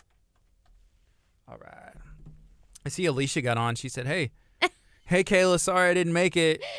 And then she Thanks, said, Alicia. Kayla is my autism mom buddy. And then she said the group is called Families on the Spectrum. I said, hey, share this in that group. Share it in the Facebook group there so we can help spread some positivity and let everybody know. She had a bad morning. We had the doctor's never fun. They were late. And so she was like texting me, I can't make it. I'm like, it's okay. You got it. You're doing great. Have you done stuff like this before? No, I've done a lot of public speaking. It's a gift. In 9th grade, we did our public speaking class, and she was like, "Get up there," and I was so nervous. But ever since then, I've been fine. Yeah, that's me in school. Even in college, I took like public speaking, and it was bad. I did not do good. No. Yeah, we were sharing on Facebook about doing this last night, and she posted a meme like blowing in the bag, like she was gonna barf. I was like, "You're gonna be fine." What I found is the way to get over it is just to do it. Yeah. You do it, and then one day it's just realize it's just it doesn't talking. matter anymore. No. Yeah, that it's just comfortable. So there's only one way to do it, and some people they don't even have the nerves, and then so tough. It's tough. I don't know. It's a interesting experience, but again, if you're watching on Facebook, let me know what you got going on today, and if you are willing to donate, get involved, maybe, or if you want to apply, as well. We can put my email up, and they can email me. What is it? I'll type it in. Kayla, Kayla, 1288 Mm-hmm. at att.net. At att.net, and I put that in there. I'm going to say email. if you would like To apply for the program. to apply for the program or get involved. Send me an email. Hit me up. I only got one spelling error in there, and I'll correct that. I hate when that happens. iPhones have ruined us. Oh, yeah, like just autocorrect. If you can't autocorrect me, it's... Oh, the other thing that I like is, autocorrect will now do like an emoji. Yes. So there's some, like, I always just type in sun, and then I just like doing the sun with the face. They all turn orange on my phone. Like the ones that need to be an emoji. I'm like, I don't emoji. Oh, yeah. Sun, like I'm gonna put in, like I had the library from Texas City in, and I always do like book, and so I have a thing of books. I love emojis. I'm not a big I put the laughing one, and that's about it. I don't emoji. Is it the laughing crying one? Yes. Everyone does that one. Yeah, he's pretty good. There was a while I was doing the cat, like the laughing cat crying emoji, but my son loves on the iPhone how the little meme emojis that you can do your face and talk. Oh yeah. He and figured that out on my phone. I'm like, I didn't even know my phone did that. You're 6. Declan? Yes. I'm in my 30s. I didn't even know my own phone did that. And you're 6 and you figured this out. Hey, here's something we can talk about. So today is Crystal's birthday. She turned 27 years old, and she's concerned about, first of all, happy birthday. Happy birthday. Thank you. She's concerned about, she said, I'm 27, I'm closer to 30. And I was like, I'm 33. I told her, I was like, you hit 30? It doesn't matter. Like, seriously, No, like, it there's was nothing to be worried traumatic about. when I turned 30. Thank you. But I turned 30 last year. See, someone else gets it. I was traumatized. My husband was like, I'm in my mid-30s. I'm turning 36 this year. It's not that bad. What is it that, like... I think it's a female thing. I say, is it different for guys Maybe and girls? it is. Maybe it is, because I feel like time operates differently Yeah, for women. because you feel like once you hit your 30s, things go down. Yeah. It's not, I mean, now that I'm in my 30s, it's not so bad. What do you mean so bad? That means it's like kind of bad? Well, I think like people look at you and they think, okay, you're more mature. You're not in your 20s anymore. But in your head, you're like, okay, I'm an adult. I need to have everything together. Exactly. I feel like you don't always feel like you have it together. Right. Exactly. It's like I'm 27 now. That's officially my late 20s. Yeah. I'm not mid 20s anymore. It's late 20s. It's like I can't make any mistakes anymore. I'm not young anymore. It's like I'm old enough to know better. Yeah. I got to be better. Right. It's like Makes 30s. sense. You have to have it together, but you don't always feel like it's together. Yeah, I didn't have it together at 29. I don't have it together at 33. No. Like 30s, you feel like, okay, I should be married. I should have a kid. I should have a house. Yes. Yeah. All of that. That's kind of how I felt when I hit my 30s. It's like, okay, I'm married. I have a kid. Still in an apartment. I really need to get that house secured. Yeah, but it's like gold. And you know what? With you, But it's a really nice apartment. yeah, that's Luxury that's good at too. least. With the steps that you take to plan Autism Moms Give Back, with the steps that you for I'm the always over the top birthday busy. party. It's the same thing like with the goal. Like, hey, we're gonna get in a house in this many years, and I guess it's just a matter of like trying to make it happen. But Yeah, like this year we're gonna do the Autism Moms in the Houston area. So Alicia thinks I think really big, and she's probably gonna comment on this because especially once she hears me. So she's thinking next year we're gonna do like Texas. I'm thinking next year we should do the United States. reach out to the U.S. Let's go. I'm like, let's go worldwide. Yeah. I want to make this into a foundation. She's like, whoa. I'm like, we got this. Yeah. Just if you have a vision, there's all I these want to different make sayings. it but- happen. yeah. I think we can make it into something big, like a nonprofit in a couple of years. I think you can. Yeah. Y'all are doing some good things. I really think we could. Mm-hmm. We just got to get the group of people that we trust. And is she commenting yet? Not yet. She did put her email up here a little while ago. It's Okay, the Lido. lido1@gmail.com. She said, hey, you can email me as well if you want to get involved or sign up. Yes. Or maybe we have people that watch it from all over the world. Yes, I know. So maybe people are going to be That's applying. why she was so nervous. This is the Houston area this year. We should verify that. Mm-hmm. Houston Yeah. and surrounding areas. I'll go pretty far, but not over like 100 and something miles. Yeah, Houston's big. It's I like know. this qualifies somehow, and it's like 60 miles away. We've had people like this morning. I posted in this group called Helping Hand, and this morning a mom needed baby formula from Connecticut, and I couldn't help myself. I bought her some baby formula and had it ready for her in Walmart this morning. That's awesome. And I feel like technology and even you look at like the delivered groceries that they can do. Yeah. You can literally send Oh, if somebody my needs baby formula, you could probably like get HEB like to deliver like Instacart or something to their house. Yeah. I FaceTimed my mom this morning. I go, Mom, why did you make me so giving? And she starts laughing. She goes, what's wrong? I go, I'm going to go broke before this is over. She goes, why? I go, because I'm buying baby formula for people in Connecticut. I go, I'm always buying people things.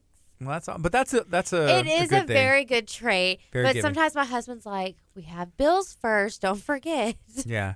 Do you have any other kids? Oh, hold on. My son's school's calling me. Okay, yeah. Give take me the call. 1 second. Sure, yeah. So Crystal, 27 today. Happy birthday to you. Thank you. The big 27. The big 27, just 3 years away from 30. So I wrote a song that one of the lines was like mapping out a plan to be a better person by 33. So that was like the whole thing. So I'm 33 now. Why And 33? Well, there's a lot of reasons. Because it was a long time away. Yeah, it had to do with Jesus. It had to do with where I was in my life. And that seemed like it was far enough away. Plus, it rhymed, and just like trying to mirror my life after Christ. Like every day that's the goal. Try and be more Christ-like. Sometimes you hit it, or you think you hit it, and a lot of times you don't. And that's what it is. So that line is, the song. Yeah, I won't even say the name of the song, but that song kind of goes in and out of just like where am I at in life? I want to be a better person. I'm trying to be a better person, and that's the line. Like you just got to get my stuff together. Well, you're 33 now. Would you say you've accomplished everything you wanted to in the song? Oh, she's locked out. Oh. In a lot of ways, I feel like at that point in my life, I've accomplished more than I thought that I would be able to. And then in a lot of ways, I probably am still trying to hit the mark, and again, like you said, you set big goals. And that's one thing I've learned since then is just set them big, and if, there's all those little isms, like if you hit it, aim for the, whatever. Like shoot for the stars. Yeah. Son. Yeah. So it's just like one of those things, but you can't set a goal too big. If you don't hit it, it's cool because you still probably get more than you originally planned done. And I think when you go back and look at your life, you're going to realize that some of the things you thought were important weren't really that important. That is so true. And then like what you actually accomplished ended up being like bigger and better than what you thought you were going to go for. Yeah. So Life switches up on you quick. And I'm sure like whenever you had Declan, again, you were a paralegal. Yes, Probably had everything it all just planned out. stopped. Oh yeah. I'd planned to go back to school and become an attorney, and I wanted my own firm. Yeah. And You mentioned whenever you're talking about like the legal field, mm-hmm. something about like arguing and debating. Are you good at that? I usually win against my husband. the Although arguments- my husband's really good. We can go tit for tat. Yeah. I'm not gonna lie. Has being married stepped your game up like whenever it comes to that? Like negotiation skills and Oh yeah. I'm like, you do this, I'll do that. He's like, no, you do this, I'll do that. I'm like, okay, look, I'll raise you. I'll do that, you do that. And then it's just like, okay, deal. Yeah. Sign here. Oh yeah. Oh, for sure. I'm like, all right, let's get this document. We're gonna document it. You gotta sign. Being married, the one thing I learned is I just say, I'm sorry, I was wrong. Oh, he'll never say that. Even if I feel like I'm not wrong. He won't even tell me I'm sorry. And then what the best part is whenever he does something now, I'm like, do you remember on such and such date you did this, this, and that? And whenever he tells me something, I'm like, give me an example. When? You have like the book, like you making notes on your cell phone. It's like, actually, on October. And he can never tell me anything. I'm like, exactly. I can give you an exact example. It's October like, I 3rd, hate you. 2014. You said this. He and hates that. it. I have the best memory. Wow. And he's like, no, that's not fair. I'm like, sorry. Yeah. No, I just say I'm sorry. Like, I'm sorry. He's and I'll the make myself be worst. sorry. Because, like, in the grand scheme of things, like, it's not that important. It's never that important. I forgot to take the trash out, and sometimes it gets like that. And I'm just like, you're right. I should have done that. Or you had asked her. I said I would do that, and I didn't. I'm sorry. I'll do that now. I'm sorry. He hates the trash. I hate the trash, too. It smells bad, but... Mm-hmm. My son's always like, Daddy, take the trash out. It stinks. I'm like, oh. All right. Hey, is there anything else? We can go back on the FM, and is there anything else you'd like to share about everything? But I'll go ahead and switch us on. We got like 15 seconds. We should be able to wrap it up. Here we go. Good morning. This is KHEA Radio, 99.5 FM. I'm Gardy. It's 10:46. I got my good friend Crystal here in studio. Happy birthday, Crystal. What's up? Hi, everybody. birthday. Happy birthday to me. Happy birthday to me. Yay. And you brought a cupcake, and it's gone. I got some crumbs. I'm gonna eat those. Was it good? It was awesome. Good. So thank you to the beautiful welcome. person who made those cupcakes. My stepmother, Amy. She's Yes. wonderful. Thank you. Hey, you have any plans? Like, well, what's the plan for the day? So I'm at work. That's my plan for the day. Exciting. I Okay. know. And then what are you doing tonight?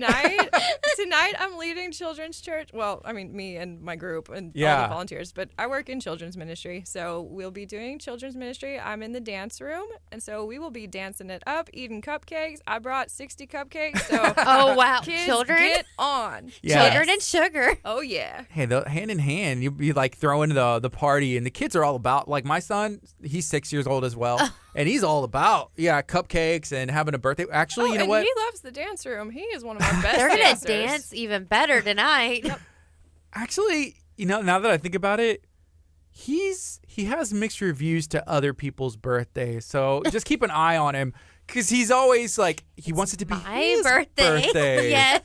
Which his is coming up in November, so you'll get your time. You'll get your Ooh. time, son. So we have Kayla Prinz here in studio, and we were sharing about her son, who is 6 as well, Yes. Declan, and some of the struggles that he's overcome so far in his life. And I feel like, he's gonna, keep overcoming, and he's already an overcomer, as it is, and y'all are doing a great thing. Can you share one more time how people can get involved with Autism Moms Give Back? How can somebody donate? How can they get a hold of you? How can they apply as well? Okay, so you can email me at Kayla1288@att.net, and I believe you posted it on the Facebook page. I did, yeah. So you can donate, either toys or canned goods, services for our Christmas party. If you want to do balloon animals, which we are currently looking for, face painters, which we are currently looking for. You want to donate food for our party, anything like that, arts and crafts. If you want to donate toys for our actual give back for our families, and food for the actual give back. And then also if you want to apply, be one of our families to receive the Christmas or the Christmas dinner for the actual give back. And if you want to come to the party, this is for any low-income families that are struggling this year, that have children with special needs, for the children and their siblings. We're wanting to really give back this year.